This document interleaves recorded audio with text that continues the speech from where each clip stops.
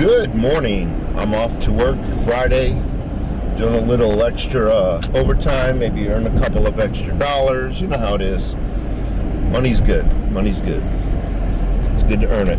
It's good to be able to earn it. So anyhow, good morning, Friday morning. Got a few things I want to talk about.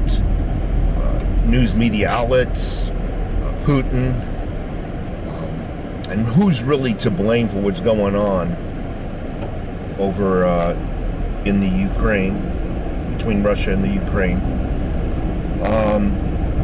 CDC in working with our federal government. Well, I think I think Biden. I just had a Biden moment. Biden, I think, what is it, next Friday, State of the Union address? He wants his polling numbers to go up. He's desperate, Biden. So State of the Union, I think, is next Friday. Correct me if I'm wrong. I'm sure you will.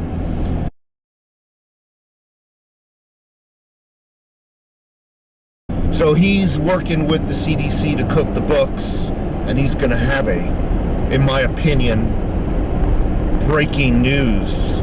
He's gonna, it won't appear on your local news until after they give Biden the ability to announce it himself, because they want him to have the credit. So what I'm trying to say is, during the State of the Union, he's going to break this good news that the CDC has announced that masks will no longer be mandated. Now, I don't know if that will be still true for airports. Will no longer need to be mandated. He's going to break this good news, and he's going to take it as though he's going to twist it as though he had everything to do with it, that masks are no longer mandated for most United States citizens. However, again, I need to repeat, I don't know if they're going to relax those mandates at airports. I certainly hope they do. I personally won't fly with a mask. Won't. Just won't. I'm not going to sit on an airplane for 3-4 hours wearing a freaking mask. So, Putin, getting back to the war between Russia and the Ukraine, if you want to call it a war, it's like taking candy from a baby. Who's really at fault? Now, Putin's always had aspirations of rebuilding the old USSR, rebuilding that map, regaining all the land and whatnot. He's always had aspirations, but what has stopped him? And why is he doing it now during this presidency? Well, in the past, there was that mutual destruction, that promise of mutual destruction, where everybody has, metaphorically, a gun. Obviously, I'm talking about nukes. Everybody's was assured mutual destruction if anybody stepped out of line, and that's what kept everybody in line. An armed society, and I'm not just saying this, an armed society is a polite society. But also, not only is it important to have a gun, not only is it important to be strong enough to fight, but is to have the mental fortitude to actually follow through. So it's not good enough just to have a bunch of missiles or nukes lying around at your disposal, but it's the willingness to use them in desperate times. And I don't think, and why didn't this war occur during our past presidencies? Why all of a sudden now? Because all of our past presidents were respected. Whether you like them or not, they were respected. And here comes along an imbecile and a buffoon. I don't know who's the buffoon or the imbecile, Kamala or Biden. I don't know which one is which. I get them both confused. Buffoon, imbecile, buffoon. They have no respect. The world leaders around the world have no respect for them, have no fear of them. The way those two vacated the Middle East, Afghanistan, and left many Americans high and dry. left many allies high and dry, left billions of dollars worth of brand new equipment, military equipment there, just left it on the field, at the airports and whatnot, for the enemy to take, to sell, to disassemble, to reverse engineer. And that's, again, leads back to the video I made yesterday. Was it really a payoff to leave billions of dollars worth of brand new military hardware behind? And pallets of cash. Let's not forget the pallets of cash. Was it really a payoff? Anyway, I don't want to... You can look at yesterday's video, okay, and you'll see what I think about that. But who's really at fault? Obviously, it's Putin's fault. I mean, he's the one who's calling the shots there. But who really enabled him? And sometimes the enabler is worse than it's like a child. When you enable your child to do bad things, who's really worse? The enabler or the child? Again, without Putin, this wouldn't have occurred.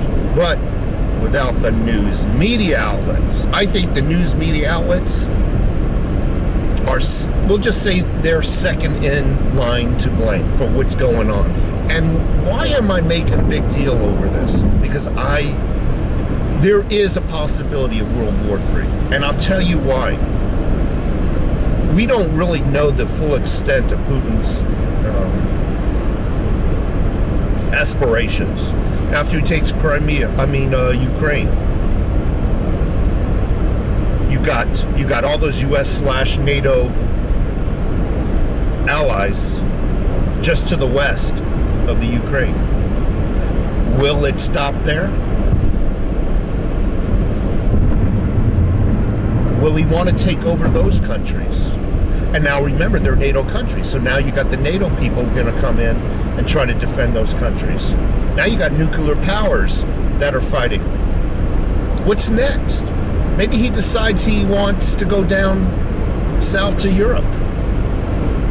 I don't know, but you got to think of these possibilities. We don't know really what his aspirations are, with the exception that he's always wanted to build the old USSR.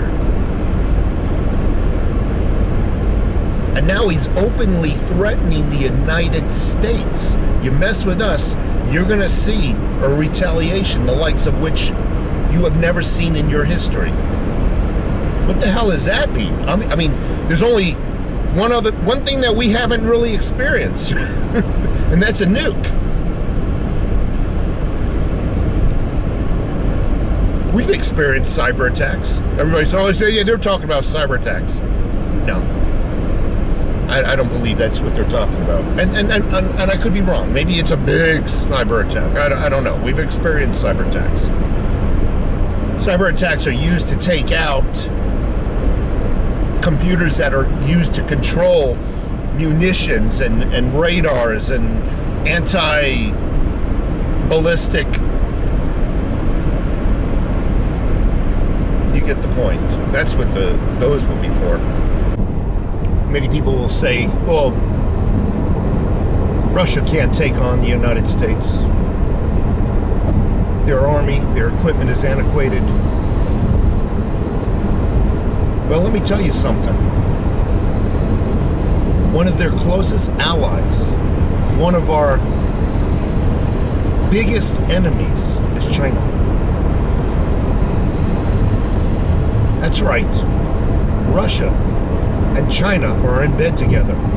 Now, who's to say eventually they can't just openly team up and take over the entire UK? I'm just theorizing. Perhaps they don't even need to do that. Perhaps they can launch a united missile strike on the United States. I don't know what this threat that Putin gave to the United States, saying, hey, you interfere with our war in the Ukraine, we're going to retaliate to the likes of which your history has never seen before. I'm paraphrasing. Who knows? Who knows what can come out of this? Most of the Middle East are allies with China. Who's to say they all can't team up?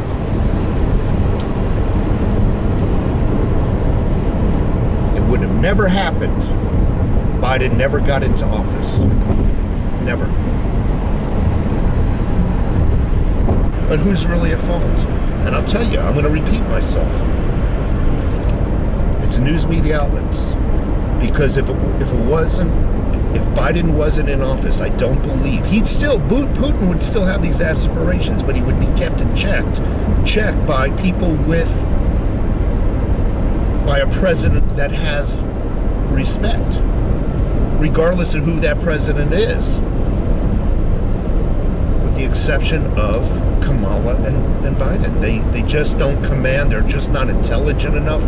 They're con artists, they're thieves, they're manipulators, they're extortionists, they're globalists. The news media outlets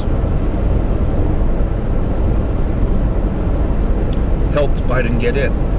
The American people during the campaign were calling Biden. They were calling him out that he wasn't mentally there. He was stumbling with his words. He can barely walk upstairs and walk downstairs. He can barely do anything. So he hid in his basement, and the people called him out upon that. But the news media outlets, which 99% of the freaking people on this planet still believe in, oh, they would never lie to us.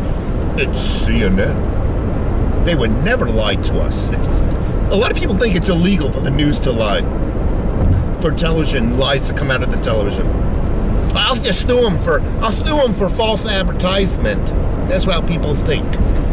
They're not allowed to do that. You can sue them for false. I can not tell you how many people I talk to who think if the television lies to them, they can sue them for false advertisement. That's how stupid and dumbed down most people are. But the fact of the matter is, they protected him. And anybody who called him out for his mental instabilities, his mental weaknesses, were demonized.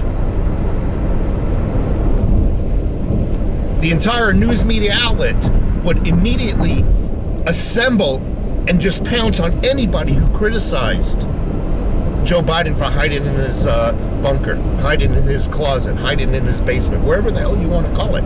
They were called homophobes, xenophobes, every phobe that you can think of, they were called. White supremacist. They were white supremacists for attacking Biden, for criticizing Biden. They're bullies. They're white supremacists. You see how they took over our history, our past? That's why we need to knock down all the freaking statues. It shows white supremacists, and they're just doing it again with Biden. Flicking their white supremacists, and they're homophobe, and they're xenophobe, and they're arachophobe. That's the fear of spiders. And the people believed that they truly believed that the news media outlets were just protecting Biden from the COVID. Biden was just hiding from the COVID. He wasn't hiding from you. Just the COVID, folks. See how that COVID, it just helped everybody. It helped people steal the elections. It helped people were able to submit ballots without signatures of dead people. And the COVID helped Biden hide in his basement, hide from campaigning and discussing real matters that counted to American people. That's what it enabled. This COVID was just a way of taking over this country, a way of controlling you. The news media outlets knew it. They enabled him. They helped him to get into office. They are the reason why we might be in a World War III soon. They are the reason why hundreds and hundreds of people so far have died in the Ukraine. The blood is on their hands.